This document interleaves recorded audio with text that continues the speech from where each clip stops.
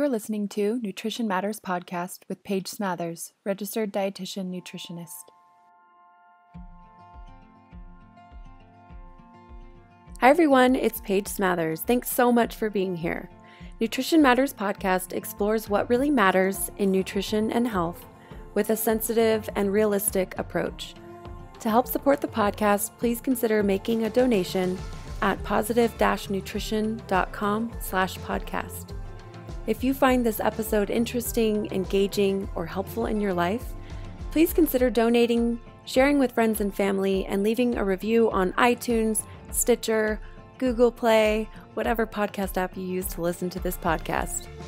You can leave a review about this podcast straight from your podcast app. Search Nutrition Matters Podcast, click reviews, and then write a review. You can also find me on Instagram and Facebook if you'd like to have a little more food for thought. Thank you for listening. Hi, everyone. Welcome to Nutrition Matters Podcast. My name is Paige, and I'm your host. And as always, I'm so thrilled to share this conversation with you guys. This episode is with Tiffany Rowe of Mindful Counseling. Some of you maybe follow her on social media. She's also just released a podcast. So when we recorded this, she hadn't done that yet. So check that out. It's called Therapy Thoughts. And she's incredible, and we've decided we're new best friends because she lives just under an hour away from me, and so we're like, yeah, we work well together. We like each other. So this episode was so much fun. I'm excited to share it with you. So this topic of how to feel your feelings is especially relevant to me. So just a few days ago, I put on my first ever in-person workshop with Noah Rasheta called the Mindful Eating Workshop. And Noah is a mindfulness teacher, and he's so good at breaking down these really complex concepts and bringing them down to earth. And he did such a great job of doing that in the workshop. And so much of what we talked about at this workshop was how to feel your feelings. And I just think it's such a relevant topic. I think it's definitely worth diving into and figuring out how this works for you in your own life, and just see what kind of wisdom you can glean about how to care for yourself, how to be gentle with yourself, how to feel your feelings. I think it's such a critical part of how we know how to feed ourselves and move our bodies and care for ourselves in general. So I'm really excited to share this episode with you. It's just super relevant, super important, and really at the crux of so much of what I see in my practice as a dietitian, people struggling to know how to feel what they feel. So that's why therapy is such a wonderful thing, and I'm so glad that I got to have Tiffany Rowe join me for this episode to share her expertise in her background as a counselor. So a few of you have reached out, actually a lot of you have reached out wanting to know when we're going to do this workshop again. And the answer is, I don't know at this very point, but I'm interested in finding out where we might have some interest. Maybe we can take it on the road. Maybe we can do it again in Salt Lake City. Maybe we can put one of these workshops on for training dietitians to know how to teach mindfulness and mindful eating in their practices as registered dietitians. So I'm really interested in hearing and getting a feel for what the interest is. So if you want to send me an email, reach out to me, Paige at positive-nutrition.com. Just let me know where you are and where you want us to come. And we can see if we have enough interest. And really the big barrier to doing this is just trying to get people there. It's a big stress of the whole marketing side. So if we know that there's interest, that's appealing to us, because then it feels like it could actually happen without a ridiculous amount of stress. So let me know. Keep in touch with me. I would love to hear what you're thinking about that. And then for any dietitians listening, I do want to let you know next week on Wednesday, the 18th, I am putting on a webinar that is $10 to attend, but you get 1.5 continuing education credits. And I'm going to be talking about what the dietitian's role is in substance use disorders. So it's a really, really interesting kind of niche of our world, and I think you guys will really enjoy learning about the recovery population and how we can be effective as dietitians working with folks in recovery. So if you're interested in signing up for the webinar, It is on April 18th at 11 a.m. Mountain Standard Time. And the way you can access that is positive-nutrition.com/webinar. And either that or you just go to the homepage, hover over Academy, and then click on webinar. And I'll be promoting that on my social media channels as well as with my email list. So again, if you want to keep in touch about what offerings I have, you're welcome to join the email list. Just go to positive-nutrition.com and then scroll down to the very bottom of that homepage and enter in your email. I will let you know that I've actually been known to provide some really significant discounts for launches of courses and workshops and things like that to just my email list only. So if you're interested in kind of staying in the loop as well as getting some good deals on stuff that comes out, sign up for the newsletter. Okay, I think that's about it. So let me just take a minute to actually introduce Tiffany Rowe to you. She is a clinical mental health counselor in Orem, Utah. And we talk about this in the episode, but we actually worked together for a couple years. And then we kind of didn't keep in touch. And then now we're crossing paths again, which is so much fun. If you aren't already following her on social media, you should be. She keeps it real. She is so generous with her expertise and her time. And, just following her can be such an important part of discovering how to feel your feelings, how to be mentally, healthy and in a good place. So, she really is very generous with what she offers. And the podcast is awesome too. She has 2 episodes out at this point. I've listened to both. They're so good. So check her out, check her work out. And also, I really hope that you enjoy this episode we put together for you. Hello, Miss Paige. Thanks for having me. So all of you who are listening, you must know that we are in person, and I feel like in-person interviews just have a little bit of a different energy, and it's always so fun because I get to meet some of my favorite people in person. So thanks for being here up here in Salt Lake. I'm so stoked, and we've been laughing a lot and having a good time, so let's keep it going. Yeah, so we got started with just chatting about life, and we had to kind of table that conversation so we could actually record a podcast. And we'll get back to that in lunch once we finish. But so Tiffany, just take a minute and talk about who you are and what you do and kind of what brought you here, and then we'll get into the topic at hand. Okay, sounds good. So my name is Tiffany Rowe. I'm a clinical mental health counselor. So I do therapy. I have my own private practice in Orem, Utah, and I work with women who have body image issues, have disordered eating, full-blown eating disorders, and not just that, but women who just need a better relationship with food and want to connect to their true self and love themselves and take care of themselves. So that's my jam. I've been doing that in my own private practice for about 3 years. And mindful counseling has been expanding. I now run workshops, and I'm working on online content. And I hustle a little bit on Instagram and do something called Therapy Thoughts, which is a whole... TM. Just make sure you know that. That is a trademark term. Yeah, you try to take it, and it's TM, y'all. And by the way, positive nutrition is TM too. So yeah, I'm with you on the trying to keep your stuff in one place, make sure your great ideas aren't being stolen. No, I'm just kidding. So a while ago, I reached out to you, Tiffany, and I wanted to talk to you about some of the stuff that comes up a lot in nutrition therapy, and I couldn't think of a better person to talk to about this stuff because you are always just so generous with your time and energy on your social media, and you're so willing to just say, hey, these are some things you need to work on. Like, here's free therapy, basically, and if you want more, come on in. But you're so good at talking through some of this stuff that I know so many of my clients need. And so I thought that this would be a great opportunity to sort of sit down and talk about this idea of how do you feel your feelings?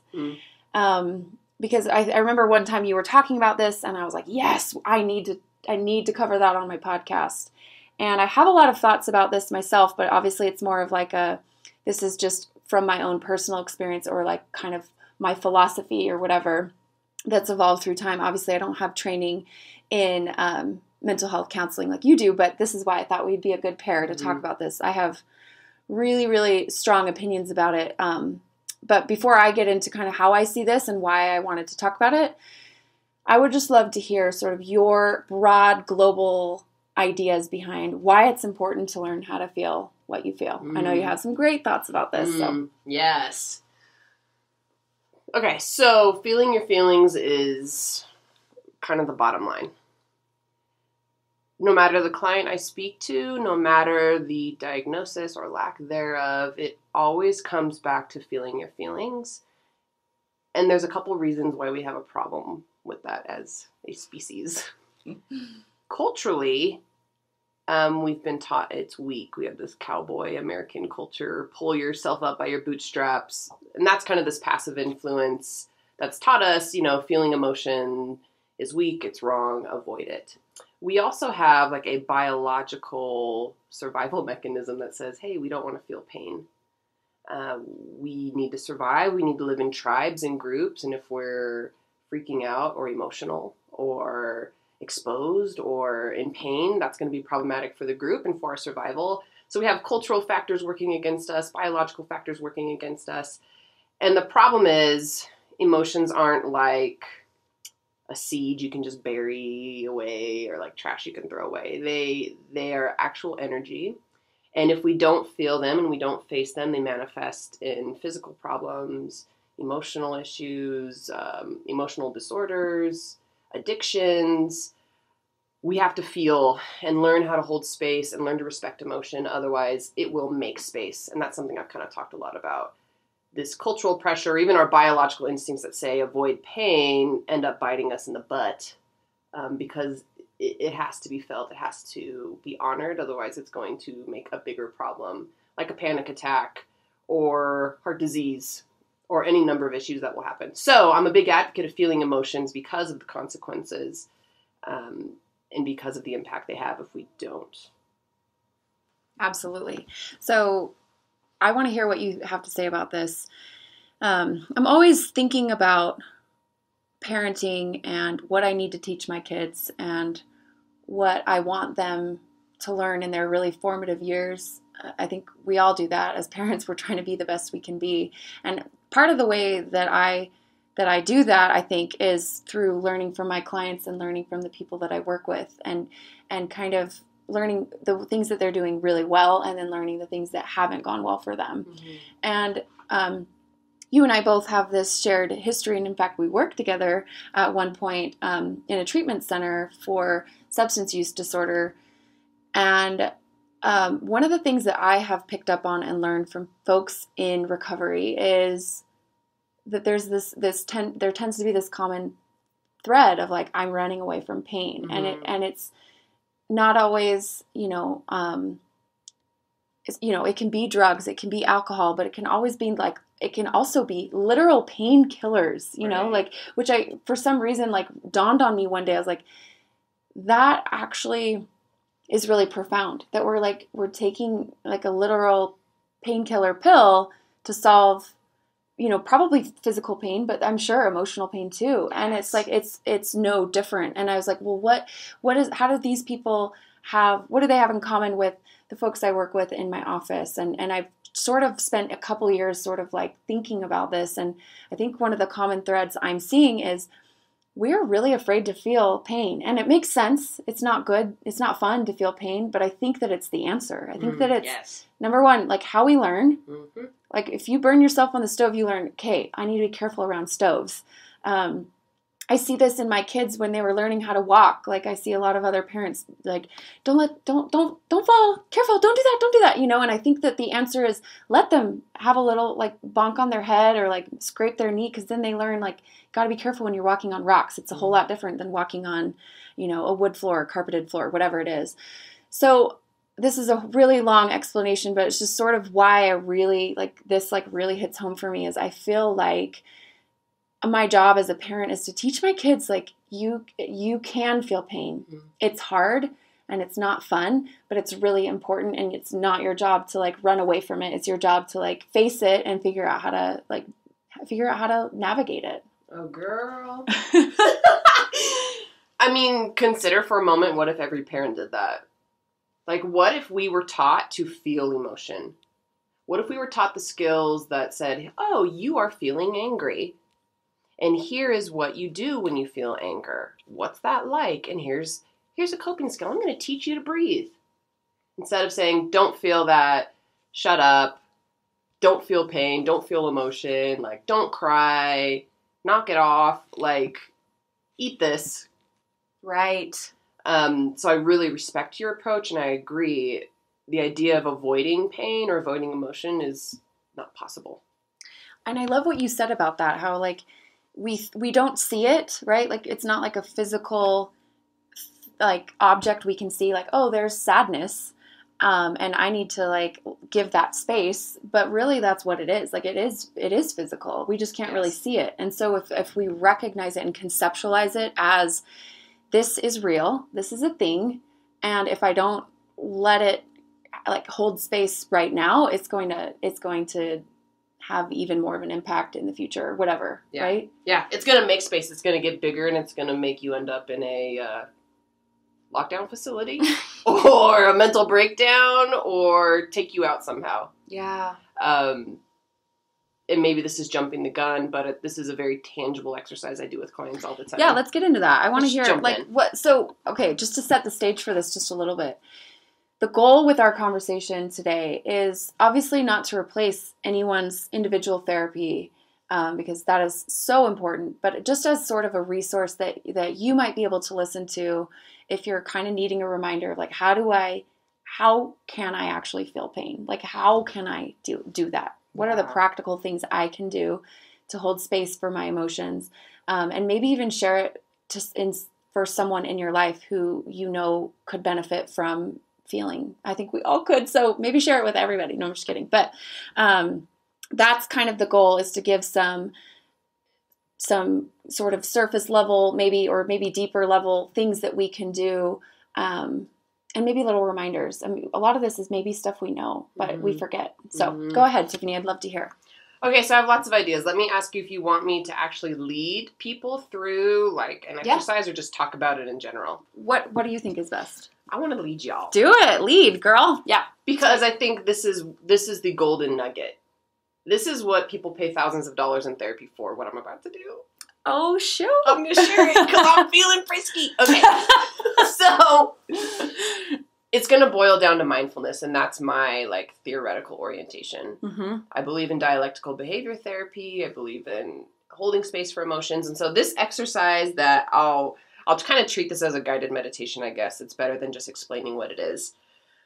But what this can help you do is to experience emotion as a tangible thing and not react to it and not judge it. Because that's what makes emotions intolerable. If we can just say, yo, I'm feeling scared, and it's okay to feel scared, we're going to lose a lot of the problems we have with emotion. But our issue is we judge the emotion. We say it's wrong to feel scared. It's bad to feel scared. I'm scared about feeling scared. And it's like you're adding fuel to the fire. It's like it's already hard enough to feel scared. Yes. But then when you add, like, shame on top of that, that's like double or triple, probably exponentially harder to deal with. Yes. So that's a therapy session for you right there. Stop judging the emotional experience and accept the primary emotion without that label of it's right, wrong, good, bad, should, shouldn't feel it. Okay, and I'm sorry to keep interrupting you, but I just have a question.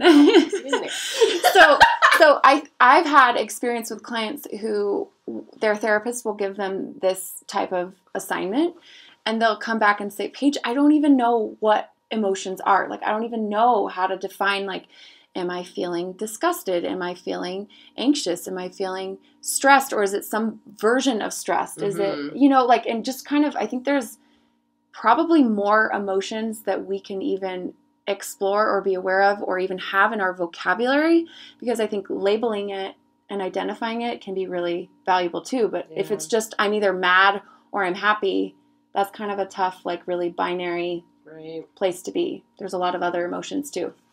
You guys can hop on Google and Google a, like, emotion list. Yeah. So I think it's pretty typical for therapists to be like, look at all of these. Right. I have a picture of one right here. Oh, awesome. That's beautiful. An emotion, feeling wheel, a list of emotions. And the name of the emotion, I don't know if it's as crucial in the process as like identifying the sensations and accepting them. Yeah. So no matter what you label it, it comes down to accepting the bodily sensations, whether you call it stress or anger or confusion or disgust. Doesn't matter as much. Recognizing that it exists in your body, right? Yeah. And that's the visualization I recommend, is this kind of mindfulness thing. So let me just jump into that so I can get it off my freaking chest. So people would be sitting in my chair, and I'm going to lead you through this activity of how do I feel emotion? How do I deal with emotion? So I'll do this for like a couple minutes. So imagine you're sitting here and you're feeling an emotion. I'm going to say, go inside, pretend like you're at a airport, and you're about to have like the metal detector scanning you from head to toe. And this metal detector is an emotion detector. So we're going to start at the top of your head and imagine it scanning you down your forehead and your face and your neck and your chest and arms, and it goes all the way down. And I need it to alert you to where emotion is in your body. Like, where does the emotion detector catch sensation? Notice any like tension, tightness, maybe any like kind of pulsing or stress in your body. And just notice where that is. And then I'm going to ask you to kind of focus on that place in your body. So let's say you're feeling it in your tummy or your chest. I'm going to say, what sensations are you noticing? And we're going to dive in even deeper. So if it's tightness, don't push it away. Don't judge it. Don't suppress it. Don't avoid it. Just notice it. You're stepping back and looking at this happening and just being a very curious observer, mindfully aware of those sensations. How big is it? Is it taking up the entire space? Is it really small? And again, don't push it away, just notice it. What color does it have? What shape is the emotion in your body? And if this is a bit abstract for you, just try to kind of visualize what that might be. If you're not seeing a very literal picture of that, go back to the sensation. Is it moving or is it stuck? Is it really heavy or is it light? What's its temperature? Hot or cold? What would be the substance it's made out of?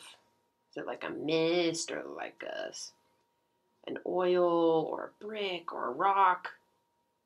Again, don't push it away. Don't judge it. Just notice it. Hold space for it. Honor that this is a valid experience.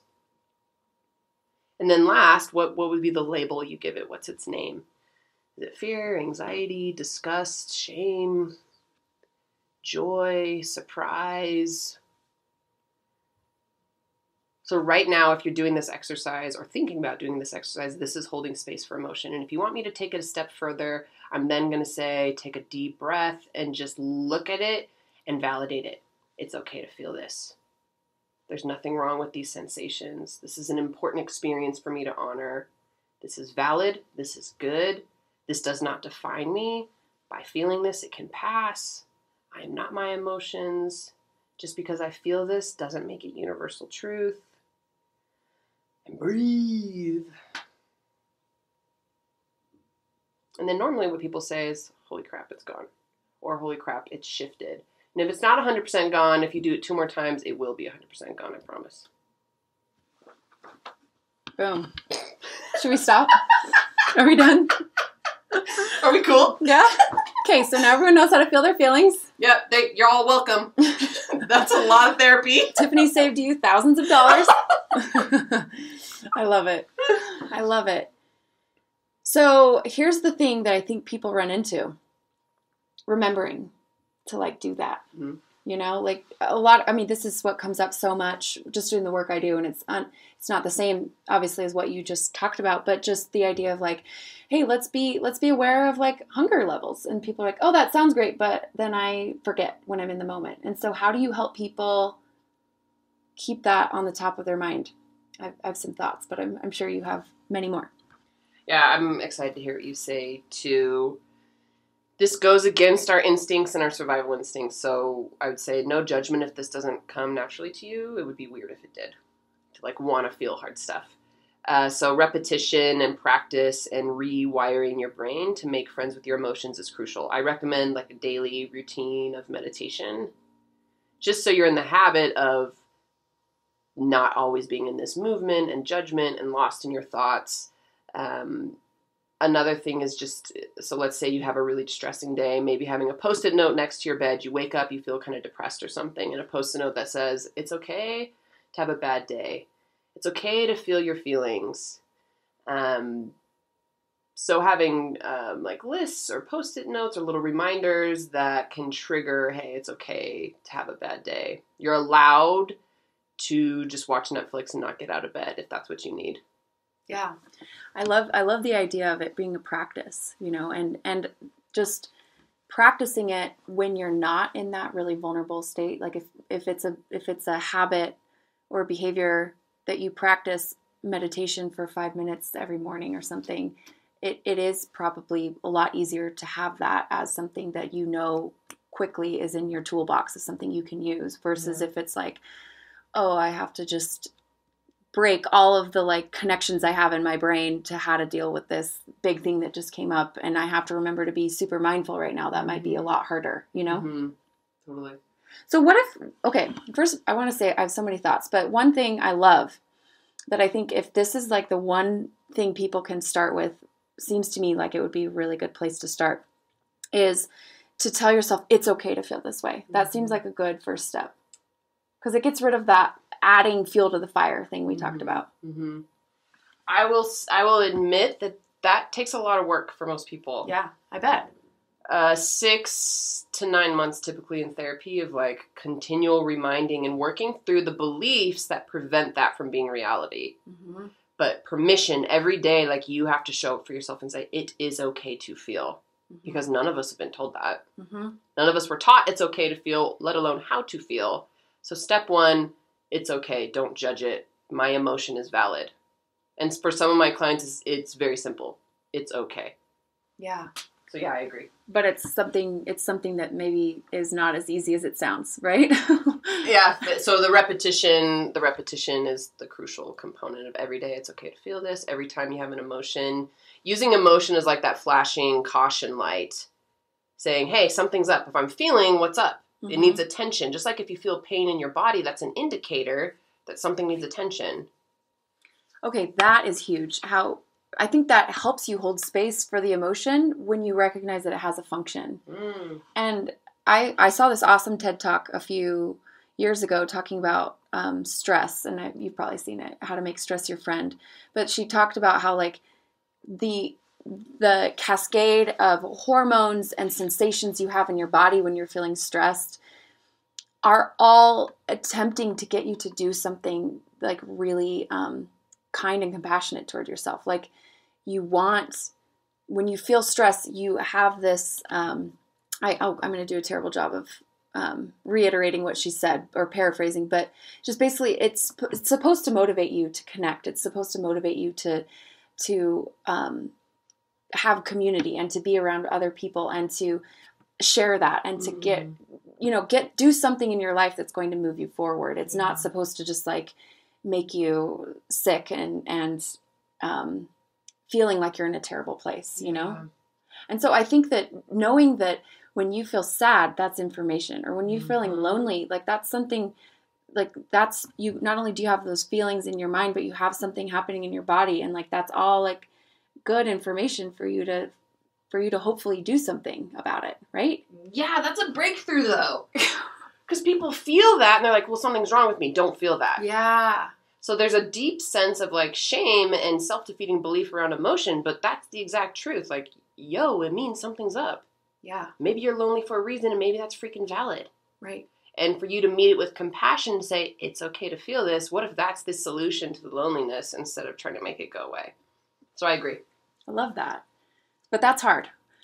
So next step would be, not that there are steps with this, but just like if we could conceptualize it in like, if that becomes easier for you to validate the way you're feeling and to be able to not judge it, but to just feel it, then maybe you can maybe it's easier once you're in that practice to do some of the stuff that you're talking about with like really conceptualizing the abstract emotion, where it is, what it feels like, give it attention. Mm-hmm.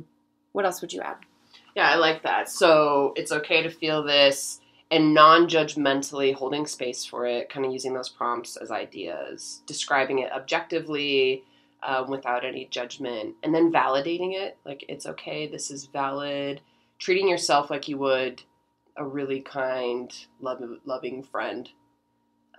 Darling, no wonder you feel this way. Yeah. And I would even add some compassionate touch. Like, what would you do for a friend who's breaking down and really scared and really sad? You'd hug them. So I'm going to say, hug yourself. Put your hands on your own cheeks and really connect and be like, this is a really crappy time. And I got you. So that non-judgment, that giving yourself permission, and even connecting and treating yourself like you would a kind friend. Would you say, hey, go for a walk, friend. You need a break. Take a mental health day. And giving yourself that type of permission and experience, I think that would be another step. We are so much nicer to our friends and our family than we are ourselves so often. And that is a really big breakthrough too, I think, for a lot of people to realize, like, I would never treat my child this way, the way that I treat myself in my own head. Why am I doing that to myself? And how can I expect myself to thrive in life when I'm doing that, you know? I think so many people are like, wait, I have permission to like myself? Like, just permission. Like, it's okay to be nice to yourself. It's okay to feel emotion. In fact, if that's the solution, you got to live in your head and your body the rest of your life. So you can either be at war or be at peace. And to just have that permission. It's not selfish. It's not wrong. It's not conceited. It's not narcissistic to not hate yourself. Yeah, when you say it like that, it's like, duh. But it's so hard. It can be so hard when you're like there in that place, you know? So I have a question about emotion. Do you conceptualize emotions as real or not real? And what I mean by that is, and maybe there's some gray and some nuance, maybe it's not either one. But what I mean by that is, if someone's feeling like, well, maybe this isn't even a feeling as I'm talking this through. Like, if someone's feeling like they're unworthy of love, or they're just worthless, or all this stuff that we do, like, do you say, like, okay, that's valid? Or do you say, no, that's not true? Or do you say, no, that's not helpful? I mean, I know that, like, there's a lot of different ways to approach that. But I can just imagine someone listening and saying, okay, yeah, feel your feelings. When I'm sad, I'm sad. When I'm, feeling lonely, that's okay. I can validate that. But what about, like, these things that are just core and, like, so deep? Like, how do you conceptualize? Is it real? Is it not? Do you argue with it? Do you let it be? Do you know what I mean? Mm-hmm. So it depends on your theoretical approach. Okay. What's yours? Honestly, it depends on the client. On the person. That makes sense. And I hate that answer. And so their history. So I'm not going to leave there because it really frustrates me when people say it depends. I usually go to mindfulness, which is it's all valid. And validating it doesn't mean it's true. Mm-hmm. So I can validate emotion and say that energy in your body, which is literal. Yeah. It's not a figment of your imagination. It's actual sensation and it's literal energy. That's what I'm saying. It can't just, like, fluff and disappear because it's taking up space. We've all felt heart pain from emotion. Mm-hmm. Our body will feel that burden. And so I do validate that it is literal and tangible and real. That doesn't mean it's true. And that doesn't mean that it's based on reality, but it is valid. Mm-hmm. And so you can challenge what's creating emotions that are very distressing and still validate the emotion. So I'm never saying, like, what you're feeling is wrong. But let's say someone's having a phobic reaction or a panic attack. We can validate and hold space for that by not judging it and saying this is what you're feeling and it's okay to feel that. But it doesn't mean there's a tiger in the room. It doesn't mean you're in danger. Mm-hmm. So I never say the emotion's wrong, but what we can do is try to reframe it to understand, like, why it may be excessive or causing distress unnecessarily. Yeah. And that's more of kind of a mindfulness approach. Cognitive behavioral therapy is going to say all of your thoughts are a response to how you're thinking. And so what we'll do is try to change the thinking, because if you're thinking someone's breaking into my house because I'm hearing a noise. And you feel really scared. The fear is valid, but it doesn't mean someone's breaking into your house. It might just be an old house making creaking, cracking sounds. Yeah. Do you ever find, so I can imagine how different clients would respond to different things. So like some people might respond really well to like, let's just follow the logic and see where it falls apart. Like, is it even logical? I could see that kind of working for some people. Like, oh, the more I talk it out and say it out loud, the more I realize this isn't even valid, so I don't have to hold on to that. But I could also see that not working for some people and people resisting that a bunch because it's not like as intellectual as it maybe is, more like a heart soul thing. Maybe, I don't know. I'm probably not using the right language here, but you're doing great. But I'm wondering, like, sometimes with my clients, what I'll say, and I get this from acceptance and commitment therapy, is the idea of like, okay, like it may or may not be true, and like who cares? Right. But like, what's helpful to you? Right. And to me, that like totally resonates with the way that like my brain works. It's just like, I mean, yeah, for sure, I care what's true. That matters. But I'm also like trying to balance that with like, well, what works for me? And yes. I don't know. So what do you have to say about that? Yeah, I'm with you, and I love ACT and the whole approach. I think I naturally operate that way as a clinician. And so often it's like, it doesn't matter what the reality is. Let's use childhood as an example. It doesn't matter if that's true or not. We don't have a video camera telling us like what happened in your childhood in a specific memory. But what's your perception and experience is all we can work with. And so whether it's true or not, we can still deal with the emotions and to say, what's going to help you function better? Does believing that make you feel like crap? Yeah. Would changing it be more beneficial to you? And so I think so much of therapeutic work, body image work, eating work is perception and reframing beliefs so that they are adaptive and not maladaptive. Because the beliefs are the causes and conditions that lead to suffering, right? Yes. And so like if we're talking about mindfulness, that's an important framework to understand, is that like so often what we're doing in life is we're trying to like stop suffering. And that's again what we're talking about, like run away from pain. But mindfulness teaches like, wait a minute, there's causes and conditions that lead to you suffering, and let's not trim at the symptoms with the suffering. Let's trim it, like, let's try to understand what's leading to that. And so that's why I can't do the work I do with nutrition without looking at the causes and conditions. And so many of them are like so systemic, right? Like yes. We're talking about like how we're socialized. We're talking about gender roles. We're talking about like how women are perceived in their bodies and their beauty and what their worth is based from, and men too with their bodies. And all of that affects how we eat and or how we suffer with food, right? Yes. So I think that just understanding the framework of recognizing like the feeling might be the suffering. And I think how this resonates and kind of works in my brain is recognizing what's causing that, or what are the conditions that lead to that, and kind of working on that rather than being like, no, it's not good to feel sad. Right. I'm with you. I mean, I always think of beliefs as like the Wizard of Oz behind the curtain kind of running the show. And until we really discover that they're what they are and what the reality is, that they are not true and that they're self-defeating and they're not as powerful as we assume that they are, we can shift those, and then it's this domino effect. Our feelings take on a whole new experience, and thoughts can totally shift. And so, yeah, what are the conditions that fuel our whole experience with emotion, and being willing to challenge that. And so I always say, what do you believe about emotion? People say it's wrong. I don't want to feel it, blah, blah, blah. I'm like, cool, that's what your parents taught you, or that's what this teacher taught you. Does that work for adult you? Because we have the power as adults to then reframe and say, is that working for me? And usually the answer, it's not. Especially if they're in therapy or working with a dietitian or hating their body every day or having a problem, right? So I think, yes, challenging those beliefs and saying it's okay to feel emotion, and this is an important piece of my overall existence, and making friends with it is important. We have to resolve those core issues. I love it.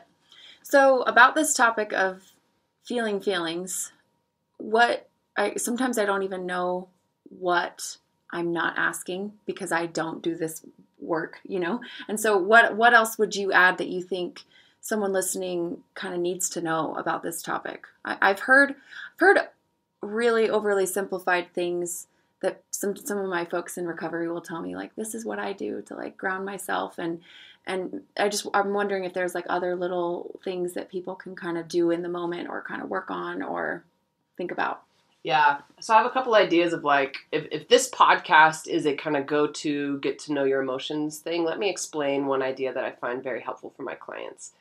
Because the big question is, when do I know, like, when am I supposed to just hold space and feel the emotion fully exposed versus I got to go to work and function. I can't break totally. down. Yeah. So this is a common one I'd like to share my insight. So I like to imagine emotion like on a spectrum, on a scale of 1 to 10. Mm-hmm. 10 out of 10 being a really strong emotion for you. So let's use anxiety, the anxiety spectrum or continuum as an example. 10 out of 10 anxiety might be full-blown panic attack. I can't breathe. I feel like I'm choking. I feel like I'm dying. And then a 1 on that spectrum would be you're cool as a cucumber, no issues. So I ask my clients to list their emotions on this continuum. What's a 10? What's the difference between a 9 and a 10?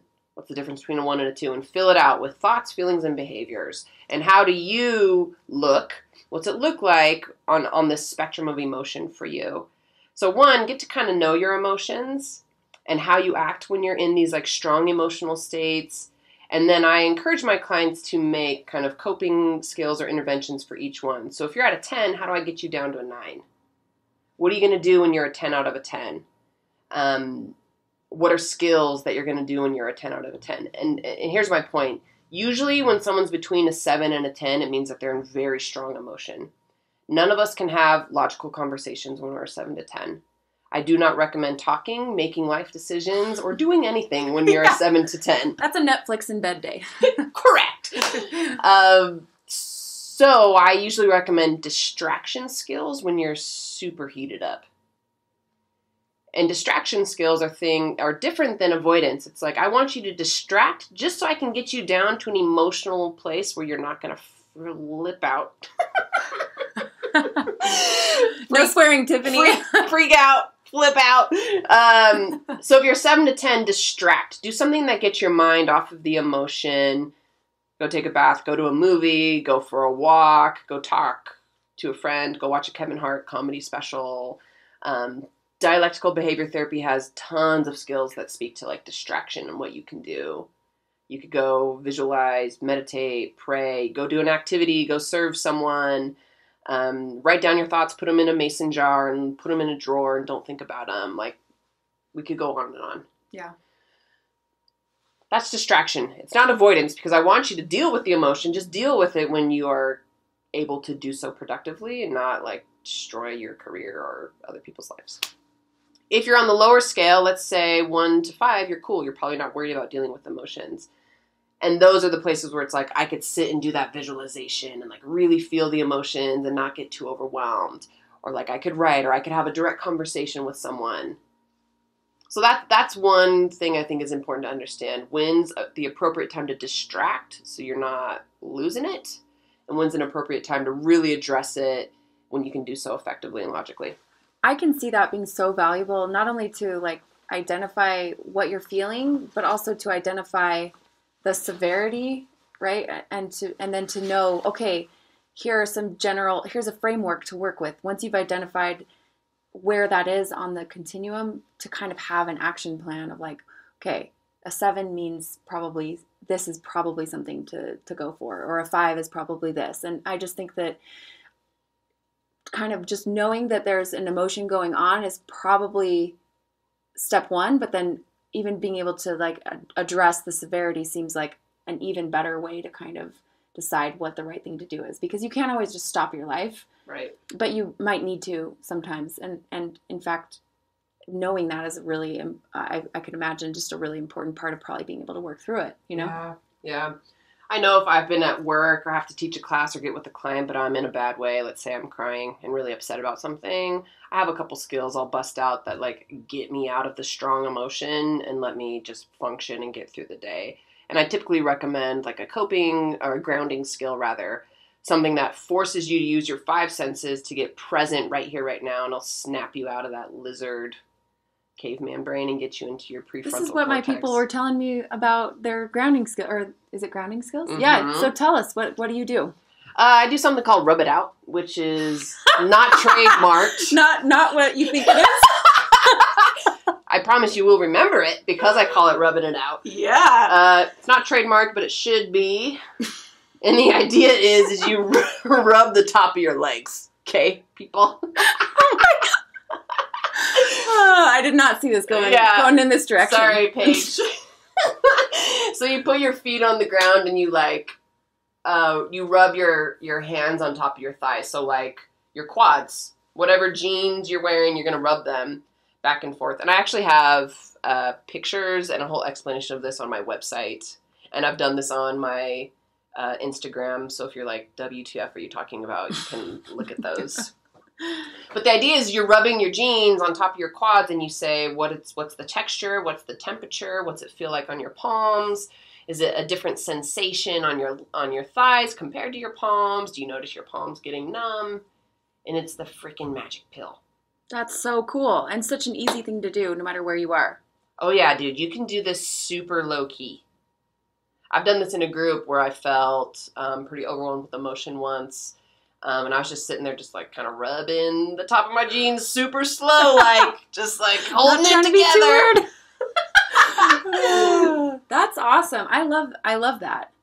I know that this one's really cliche, but it's one that really speaks to me and is so easy to do if you kind of practice it and think about it. But just the idea of like I think I feel my tension in my like throat, and just to kind of like intentionally try to kind of like open that up and just like allow like air to run through it. Is that kind of how especially when my kids were just tiny and they're always throwing fits, this was like I just had to kind of like breathe so that I wasn't super reactive. And it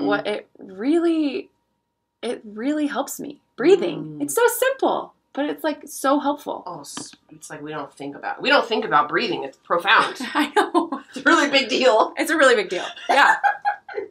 I love that. And even like opening your mouth, like a big O sound, and making that sound something deep that causes vibration in your chest can be really therapeutic. Like, I know it's silly, but it snaps you out of the emotional brain and just, I feel vibration. I'm making a funny sound. I'm opening my mouth. I'm present. I'm present. Here. I'm in my body. Yeah. I'm not just like hovering and just being reactive to whatever happens. Like I'm in this body and I have some power over like what I choose, you know? Whereas, I don't know, in parenting, sometimes it doesn't feel that way for me. I'm like, I'm going crazy. We're through the fits phase, luckily. It's been nice.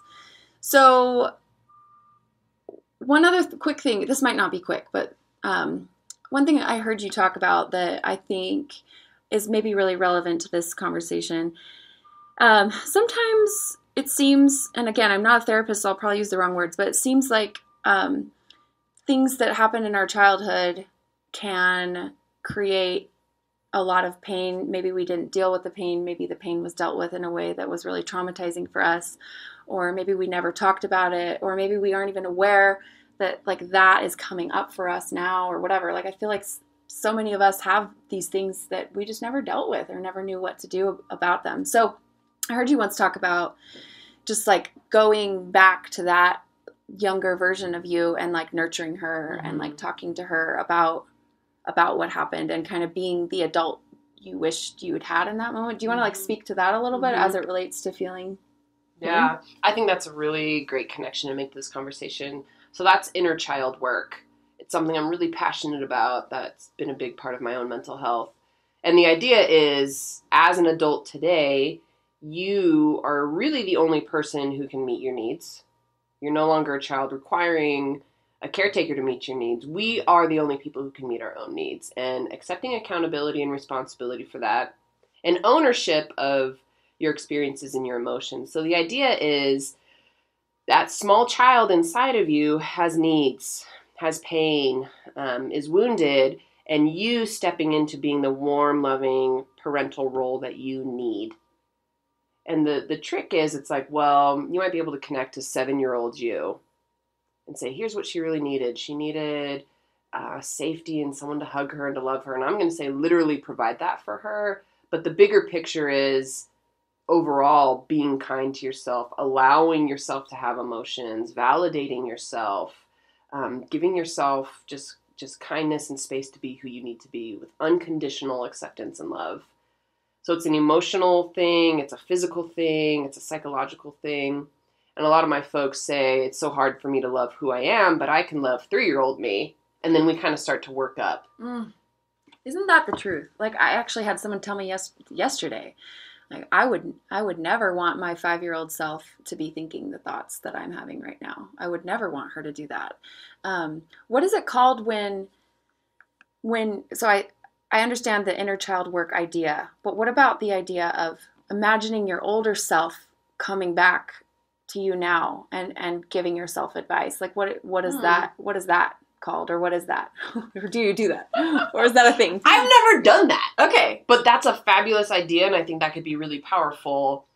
Often what we'll do is like visualize your higher power or your higher self, and that could absolutely be blank age me coming back and saying, hey babe, you're so much more than a body. Stop counting calories. Because when we're 90, it ain't about that. Yeah. That's brilliant, Paige. I love it. Oh, cool. I actually do that. I do that with myself sometimes when I'm just like, I need to like snap out of something weird. It's like, okay, what would older, wiser Paige tell me? And it's like, not doing this weird coping mechanism that's not working for me, you know? So I use that on myself sometimes because I recognize, I think where this comes from for me is I recognize, like, I look back at pictures of myself when I knew I was like in a bad place. And I'm like, gosh, I wish I could tell her like, you're everything. Just like, just own that and just stop being so weird about like what people think of you or pleasing people or what. The recovering people pleaser thing. It's just it's like a big thing I'm working through.